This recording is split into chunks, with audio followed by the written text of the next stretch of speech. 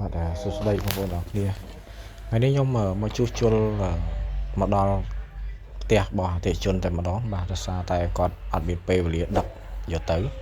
បាទហើយអញ្ចឹងការជួសជុលនេះគឺខ្ញុំធ្វើតេស្តរួចរាល់ហើយបាទគឺជាក់ស្ដែងគឺខូចម៉ូទ័របាទអញ្ចឹងខ្ញុំដូរម៉ូទ័រថ្មីជូនគាត់តែម្ដងហើយ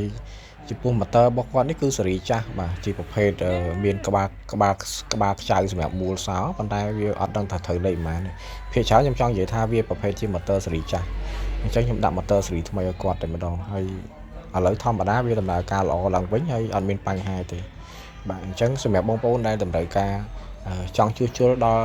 ផ្ទះបងប្អូនអាចតាក់ទងបានតាមរយៈលេខ Telegram ឬក៏ដោយលេខទូរស័ព្ទខាងលើបងប្អូនបាទអញ្ចឹងទៅប្រកបដោយគុណភាពខ្ពស់មិនមែនយើងចេះថាជួសជុលទេទី1យើងធ្វើតេស្តបតវិជាភ្លើងហើយបន្ទាប់មកយើងធ្វើតេស្តម៉ូទ័របាទអញ្ចឹងជាក់ស្ដែងគឺឃើញម៉ូទ័រខូចតែម្ដងបង